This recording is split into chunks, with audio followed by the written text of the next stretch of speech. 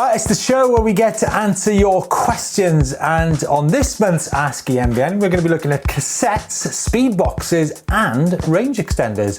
Plus Chris is going to be taking a detailed look into commuter bikes. Okay, so getting things rolling this month, Buki is asking about a Giant Fathom E Plus 27.5 2019 model. Can you tell me if I can put in a 11 or 12 speed cassette instead of the 1136 9-speed that it came with? Chris, this is so not my department because I've just recently gotten a right knot about trying to fit a 12-speed Shimano cassette on my new high bike, and of course it's got micro splines. So Chris, can you help out Buki with this question, please? Well, good news, Buki, you can definitely change from that 9-speed to 11-speed. What you're going to need to be changing on that bike is going to be the cassette first. So you're going to need one from Sunrace or Shimano. It's going to be compatible with the freehub body you've already got. You need to add an 11-speed shifter onto it and an 11-speed chain. Your derailleur possibly will be compatible, but you're going to have to adjust the stop screws to get that range. But the question I'm asking is whether you need to actually change from 9-speed to 11-speed, because there isn't a lot of benefit you're going to gain. You might have a look at changing the ratio on your current 9-speed cassette. That way it's just going to be the cost of the cassette rather than all those original components.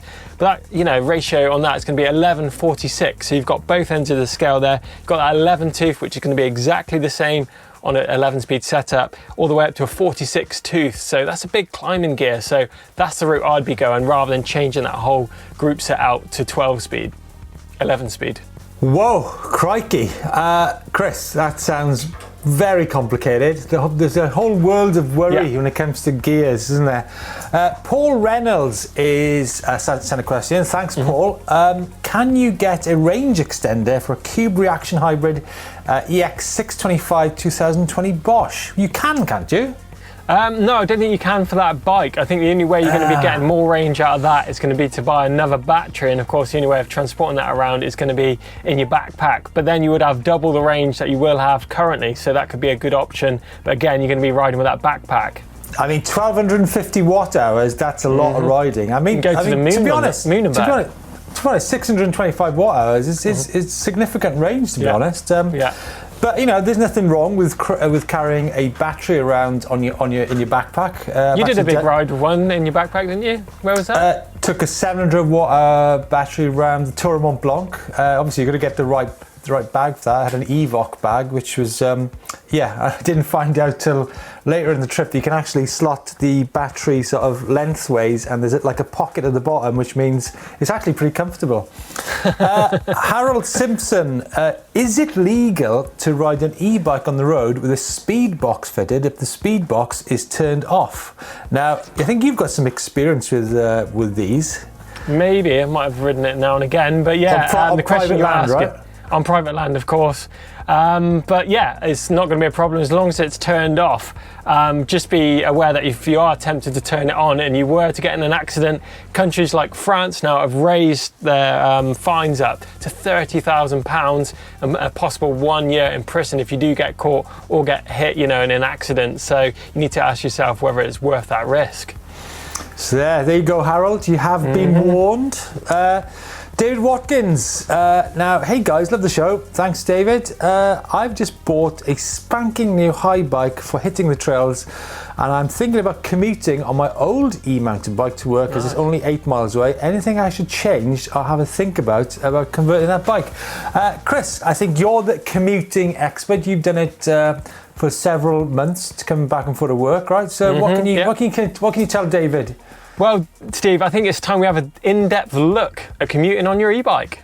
So I think using your e-mountain bike is a great way of getting to work, and it's something that I use on my commute quite a lot. I think the route that I use is roughly about 16 miles each way, so it's about 32 miles. Now that's quite a good workout, especially if you're going to be doing it every day. And I find that if I ride to work, I arrive, buzzing, I've got my ride in for the day. I think actually riding my e-mountain bike is quicker than taking the car to work, so that's quite a surprise. Now the distances you're talking about is 8 miles each way, so you should be able to do that quite easily with a battery on your e-mountain bike, although I would definitely be taking my charger along for those first few trips just to make sure I was safe. Up to you if you want to charge it at work, or you can go both ways and charge it at home. It's your call. Then the route that you're going to take, well, that's up to you. A great way of looking for routes is going to be on Commute and Strava, things like that. Just, you know, find out those easy ways to work. When I went on Commute, it actually opened up a load more riding to me that I didn't even know existed. I mean, I was hitting trails and tracks I never knew were there before. And I can add that in as, you know, if I want to spice up that ride a little bit more, or maybe if I leave a bit earlier, there's so much more riding I can be doing rather than just riding on the road, which can get a bit boring.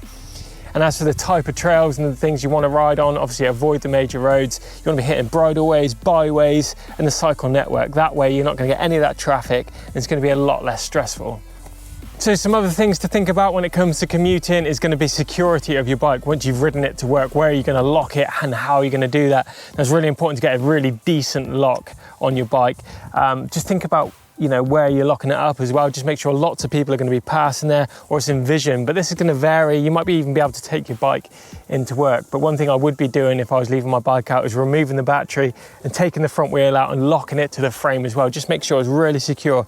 Now, components you might want to consider swapping out for commuting, it's going to be your tires. A lot of e-bikes have big fat tires, therefore when you're riding them on the road or just basic trails, they do drag quite a lot. So fitting a skinnier tire on there, it's going to make your bike faster, it's going to make your battery last longer and just be less of a workout, especially on those tarmac sections.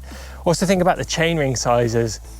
Say for instance, if you're running a 32 tooth chainring on there, maybe swap it up a couple of tooth to like a 34 tooth chainring. That way it's just going to give you a higher top speed and less cadence, especially on those easier sections. It's a really good idea to think about the week ahead. On the Monday, I like to ride in with a stuffed full rucksack with everything I'm going to need for my week ahead, meaning I can ride Tuesday, Wednesday and Thursday without a backpack, making it way more enjoyable, then bring it back on the Friday. Now the rucksack you're going to use to take all that kit in definitely needs some careful consideration too. Just make sure it's comfy, it's got the straps on there around the waist and across the shoulders, and of course make sure it's waterproof because you don't want all that stuff inside getting wet on the way to work. And I mean, with that rear wheel spraying all the spray up, it's quite easy to do. To think about lights, especially if you're riding in those, you know, unlit areas at night, you're going to need lights front and rear on your bike. Then just take a can of deodorant, maybe a change of clothes if you're getting sweaty, just makes it a bit more sociable in the office. You don't want to be sat next door to that sweaty, horrible person that rides their bike in. Then just have a load of fun with it. Commuting is definitely fun. I mean, track stands at traffic lights, wheelies, manuals, you name it, can all be learnt on the way to work. Even things like steps that you ride past, maybe try going up them and coming down them. All those skills you can definitely transfer to the trail at the weekends, but just have a load of fun with it. Commuting is amazing on an e-mountain bike. Wow, nice bit of in-depth there, Chris. I mean, e-bikes are so versatile, right? And they are an ideal way of getting about and commuting as well. Definitely. Charge, Ride, Repeat is worried about, the question is it legal to ride a high-power, unrestricted e-bike on the road with no battery? I think it is okay to do this as long as it has pedals and has been ridden as a bicycle in the correct manner, according to the local regulations and laws. Can you give us any more insight on that, Bryce? Yeah, I think you can, right? I think you pretty much nailed it on the head there, Steve. But the question I want to ask is, why would you want to ride a big bike like that with those big fat tyres and all that weight without a battery in it? I mean, you know, you're just asking for trouble if you're asking me there. But Scotty... Well, actually, he was asking us, Chris. He was, but it sounds like he's digging for trouble. But Scotty, 1978, he's saying, can anyone recommend the best e-mountain bike for road, mostly bridleways, mild trails, etc.? He wants it to go a decent speed and his budget is £2,000, give or take a bit. So what do you think, Steve, would be a good option for that? I think a hardtail, first of all, maybe with a front suspension fork. Yeah. I think a mid-drive motor is preferable because of the balance. But having said that, you know, we've ridden bikes such as the Focus Whistler, which has got a rear hub motor on there, which is an incredible bike, great fun. I mean, high bike to mid-drive bikes for around about £2,000 for a hardtail. Definitely. Decathlon, I've got the Rock. Is it the Rock Rider? Yeah. We saw them at Rock Desert Festival. Great bike, you know, Bros motor in there, great price. And I was going to say, you talked about speed as well. Well, that's going to be standard depending on where you live. They're all limited to 25 kilometres an hour or 32 kilometres an hour elsewhere in the world. But things I'd be looking out for as well is going to be battery size. I think is quite important on those bikes. Ideally, the bigger the battery you can afford, the more range you're going to get out of that bike. So that's something to consider too. Yeah, I think possibly, you know, for £2,000 you will be looking at a 500 watt hour battery. But on some of these bikes you can, upgrade that in the future. So But yeah, I mean, really exciting times there for Scotty, the e-bike on the horizon by the looks of it. Definitely. Now, next question's from Chris Booth. Looks like Chris Smith has got a little helper there on set. I have. Yeah. Hi, Cody. Hi guys, how do I upload photos? This is from Chris Booth, by the way, not from Cody. How do I upload photos to the bike vault thing that you do? It's pretty simple, very simple. Yeah. It's so simple that Chris is going to tell you. Yeah, we just use the upload service. Your details for that are up on screen now. So you just select your file, drop it into there, and it gets sent to us, and we get to see it. We get a lot of entries on social media, Facebook, Instagram, and unfortunately we don't get to see those and get to use them on the show. So using the upload service is definitely the easiest way to get them on the show. Yeah, keep them coming. Love the bike vault entries. Definitely. Now, Phil Charlton. Hi guys, could you do a video about crank arms, please? I've noticed on my giant trans, the Praxis crank arms have a lot of flex, and I've even bent them a few times just from normal riding. Are they supposed to flex, and would I damage anything if I fit stiffer crank arms? I don't think you damage anything with stiffer crank arms. Actually, Praxis do a selection of crank arms for e-mountain bikes, as do other companies such as Hope. But bending crank arms, I mean, it's a problem on all kinds of mountain bikes, right? What would your recommendation be? Well, yeah, I think, it's pretty surprising that you're just bending them doing just normal style of riding. I've bent crank arms doing big jumps and drops and getting a little bit tasty on the landings on some of those. That's the only time I've bent cranks. But as you mentioned, Steve, I think those Hope cranks are definitely, they've got a good name for a lot of strength. So maybe swapping them out could see you stopping bending those cranks. Yeah, I think Chris Smith riding is possibly maybe a little bit different to what Phil's on about. I mean, maybe. Maybe I'm wrong here. Maybe Phil, you are doing 80-foot gaps and nonsense like that. Anyhow. Right, next question coming in from Ray Archambault. He's saying, love watching your YouTube channel. Thanks a lot. I have a question here. I have a high bike Full 7 10.0. Seems to be a great bike, but the issue I'm having is ground clearance from the pedals. When I'm in rocky, rooty terrain, my pedals always seem to hit them. Is there anything I can do?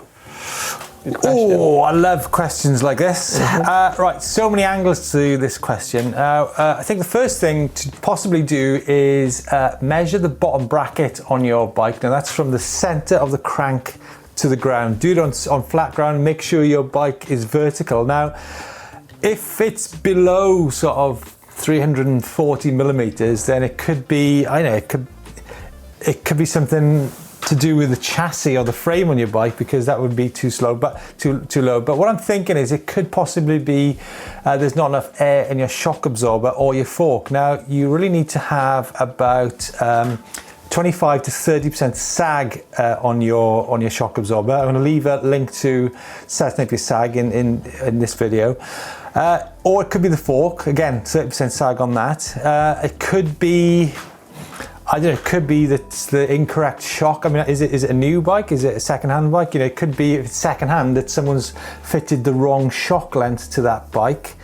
It could be if it's a second-hand bike, maybe it's the wrong size wheels fitted. I don't know. There's no end of options here. But if it's a new bike, then it really should be sortable by putting the right amount of air in the fork and the shock absorber.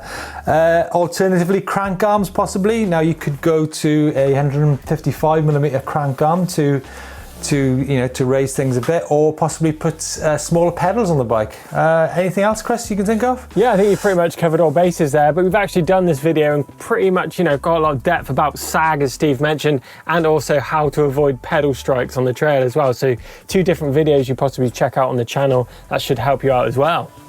Great. Oh, I love doing Ask EMBN. It's great, isn't it? It's cool, isn't it?